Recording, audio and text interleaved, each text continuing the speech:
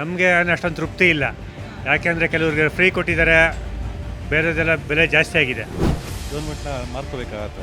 Madam ಅವ್ರ ಸರ್ಕಾರನೇ ಕೆಟ್ಟದ್ದು ಹೇಳಬೇಕು ಅಂತಂದರೆ, ಜನಕ್ಕೆ ಎಷ್ಟು ಕೆಟ್ಟದ್ದು ಮಾಡಿದ್ದಾರೆ ಅಂತಂದರೆ, ಒಂದು ವರ್ಷ ಪೂರ್ಣಗೊಂಡಿರೋದು ಮೇಡಮ್, ಯಾವುದೇ ಥರ ಅಭಿವೃದ್ಧಿ ಕೆಲಸ ಆಗಿಲ್ಲ. ಒಂದು ವರ್ಷ ಪೂರ್ಣಗೊಳಿಸಿದೆ, ಏನು ಅನಿಸುತ್ತೆ ನಿಮಗೆ ನೋಡಿದ್ದೀರಾ ಈಗ? ನಮಗೆ ಅಷ್ಟೊಂದು ತೃಪ್ತಿ ಇಲ್ಲ. ಯಾಕೆಂದರೆ ಕೆಲವ್ರಿಗೆ ಫ್ರೀ ಕೊಟ್ಟಿದ್ದಾರೆ, ಬೇರೆದೆಲ್ಲ ಬೆಲೆ ಜಾಸ್ತಿ ಆಗಿದೆ.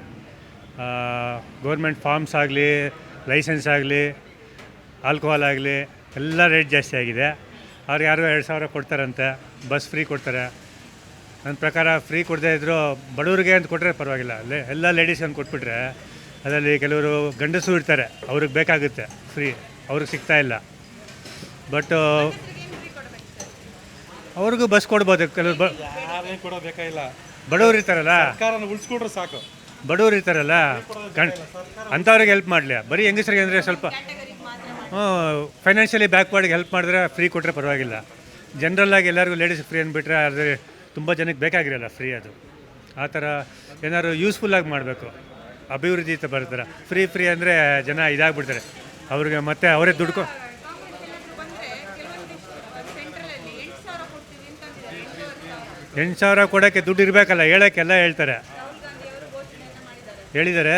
ಆದರೆ ಕೊಡೋಕ್ಕೆ ದುಡ್ಡು ಇರಬೇಕಲ್ವಾ, ಎಲ್ಲಿಂದ ತರ್ತಾರೆ? ಸಾಲ ಮಾಡಿ ಕೊಡಬೇಕು. ಸಾಲ ಮಾಡಿದ್ರೆ ಅದೇ ಜನಕ್ಕೆ ಹೊರೆ ಆಗುತ್ತೆ. ಸಿದ್ದರಾಮಯ್ಯ ಸರಿ, ಬಟ್ ಆದರೆ ಈ ಬಸ್ಸೆಲ್ಲ ಫ್ರೀ ಬಿಟ್ಟಿದಾರಲ್ಲ, ಅದು ತುಂಬ ಗೌರ್ಮೆಂಟ್ಗೂ ಲಾಸು. ಗೌರ್ಮೆಂಟ್ನ ಮಾರ್ಕೋಬೇಕಾಗತ್ತೆ. ಮತ್ತು ಹೆಂಗಸ್ರೆಲ್ಲ ಭಾರಿ ಸಿಕ್ಕಾಬಟ್ಟೆ ಎಲ್ಲ ಕಡೆ ಹೋಗ್ತಾರಲ್ವ.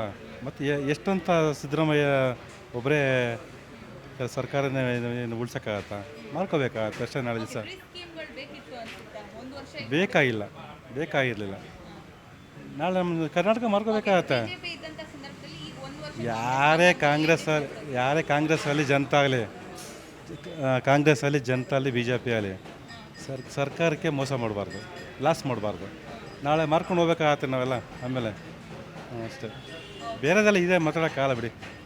ಸಾಕು ಏನು ವಿಚಾರ? ಬೇಡ, ಏನು ಮಾತಾಡೋ ಪ್ರಯೋಜನ ಇಲ್ಲ ಬಿಡಿ. ಅದೆಲ್ಲ ಮಾತಾಡೋಕ್ಕೆ ಹೋಗ್ಬಾರ್ದು ಹೆಚ್ಚಾಗಿ. ನಿಮ್ಮ ಹೆಸರು ದಾಲ್ದೂರಪ್ಪ ಅಂತ ಹೇಳ್ಬಿಟ್ಟು. ಮೇಡಮ್ ಅವ್ರ ಸರ್ಕಾರನೇ ಕೆಟ್ಟದ್ದು ಹೇಳಬೇಕು ಅಂತಂದರೆ, ಜನಕ್ಕೆ ಎಷ್ಟು ಕೆಟ್ಟದ್ದು ಮಾಡಿದ್ದಾರೆ ಅಂತಂದರೆ, ನಾವು ಇವಾಗ ಏನಾಗಿದ್ದೀವಿ ಅಂತ ನಮ್ಮ ಪರಿಸ್ಥಿತಿ. ಇವಾಗ ಸ್ಕೂಲ್ ಅಡ್ಮಿಷನ್ ಬಂತು, ಮಕ್ಕಳಿಗೆ ನನಗೆ 2 ಮಕ್ಕಳಿದ್ದಾರೆ, ಒಂದು ಗಂಡು ಒಂದು ಹೆಣ್ಣು. ಒಂದು ಗಂಡು ಒಂದು ಹೆಣ್ಣಿದ್ದಾರೆ. ದೊಡ್ಡವಳಿಗೆ 65,000 ರೂಪಾಯಿ, ಚಿಕ್ಕವನಿಗೆ 35,000 ರೂಪಾಯಿ. ನಾವು ಎಲ್ಲಿಂದ ತಂದ್ಕೊಳ್ಬೇಕು? ಓಲಿ ಅದಾದ್ರು ಎಜುಕೇಷನಾದ್ರು ಫ್ರೀ ಮಾಡಿದ್ರಾ? ಅದು ಮಾಡಲಿಲ್ಲ.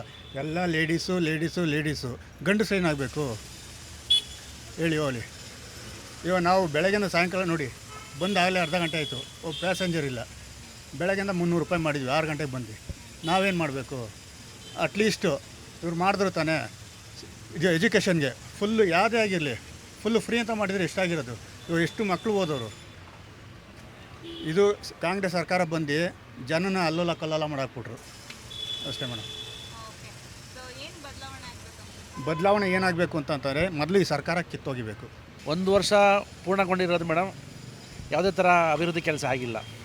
ಬಿ ಜೆ ಪಿಯವ್ರು ಏನು ಬಿಟ್ಟು ಹೋಗಿದ್ರೋ ಅದೇ ರೋಡು, ಅದೇ ಟಾರ್ಗಳು, ಯಾವುದೇ ಥರ ಒಂದು ಅಭಿವೃದ್ಧಿ ಕೆಲಸ ಆಗಿಲ್ಲ. ಏರಿಯಾದಲ್ಲಿ ಹಂಗಂಗೆ ಇದೆ ಸರ್.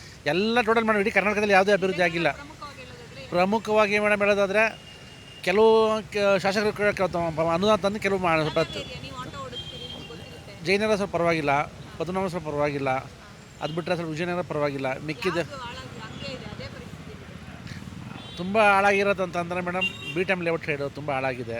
ಮೈನ್ ರೋಡ್ ಸ್ವಲ್ಪ ಪರವಾಗಿಲ್ಲ, ಸಂಧಿ ರೋಡಲ್ಲಿ ಹಾಳಾಗಿದೆ. ಅದು ಬಿಟ್ಟರೆ ಚಾಮರಾಜಪೇಟೆ ಕಡೆ ಸರೌಂಡಿಂಗು ಏನು ಡೆವಲಪ್ಮೆಂಟ್ ಆಗಿಲ್ಲ. ಅದು ಬಿಟ್ಟರೆ ಕೆಲವೆಲ್ಲ ಕಾಕ್ಸ್ಟೌನ್ ಇಕ್ಟೌನ್ ಆ ಕಡೆ ಎಲ್ಲ ಏನೂ ಡೆವಲಪೇ ಇಲ್ಲ. ರೋಡ್ಗಳೆಲ್ಲ ಓಡಿಸೋಕ್ಕೆ ತುಂಬ ಕಷ್ಟ. ನಮ್ಮದು ದಿನ ಆಟೋ ರಿಪೇರಿ ಬರ್ತದೆ, ಇದರಿಂದ ಓಡಿಸೋದ್ರಿಂದ ಜಾಸ್ತಿ ಆಗ್ತದೆ ಖರ್ಚು. ನಮಗೂ ಕೂಡ ಡೆವಲಪ್ ಆಗ್ತಿಲ್ಲ. ಫಸ್ಟ್ ಸ್ಕೀಮ್ ಬಿಟ್ಬಿಟ್ಟು ರಾಜ್ಯ ಅಭಿವೃದ್ಧಿ ಬಗ್ಗೆ ಫ್ರೀ ಸ್ಕೀಮ್ ಕೊಟ್ಟಿದ್ದೆ, ಎಷ್ಟು ತೊಂದರೆ ಆಯ್ತು? ಮೇಡಮ್, ಫ್ರೀ ಸ್ಕೀಮ್ ಕೊಟ್ಟಿದ್ರು, ಕೊಟ್ಟರೆ ಫ್ರೀ ಸ್ಕೀಮ್ ಕೊಡಲಿ, ನಮಗೇನು ಅಭ್ಯಂತರ ಇಲ್ಲ. ಕೊಡೋದು ಯಾವ್ದು ಕೊಡಲಿ ಗೊತ್ತಾ? ನಮ್ಮಂಥ ಮಕ್ಳುಗಳು ಸ್ಕೂಲಲ್ಲಿ ಓದಿಸ್ತಾ ಇದ್ದೀವಿ, ಎಜುಕೇಷನ್ಗೆ ಫ್ರೀ ಕೊಡಲಿ. ಮತ್ತು ಹಾಸ್ಪಿಟ್ಲಿಗೆ ಹೋದರೆ 5,000 10,000 ಬಿಲ್ ಆಗುತ್ತೆ, ಅದಕ್ಕೆ ಹಾಸ್ಪಿಟ್ಲಿಗೆ ಫ್ರೀ ಸ್ಕೀಮ್ ಕೊಡಲಿ, ಅದನ್ನು ನಾವು ಒಪ್ಕೊತೀವಿ. ಅದು ಬಿಟ್ಟು ಅಕ್ಕಿ ಕೊಡ್ತೀನಿ, ಬಸ್ ಫ್ರೀ ಕೊಡ್ತೀನಿ. ಇವತ್ತೆಲ್ಲ ನಾರಿಮಣಿ ಇವರೆಲ್ಲ ಬಸ್ಸಲ್ಲಿ ದಿನ ಫೈಟಿಂಗ್ ನಡೀತಾ ಇದೆ. ನಮ್ಮ ಆಟೋಗೆ ಈಗ ಬಸ್ ಫ್ರೀ ಬಿಟ್ಟರು, ನಮ್ಮ ಆಟೋದ್ರು ಹೊಟ್ಟೆ ಮೇಲೆ ಹೊಡೆದ್ರು. ನಾವು ನಮ್ಮ ಜೀವನ ಸಾಗಿಸ್ಕೊಂಡು ಹೋಗ್ತಾಯಿದ್ವಿ.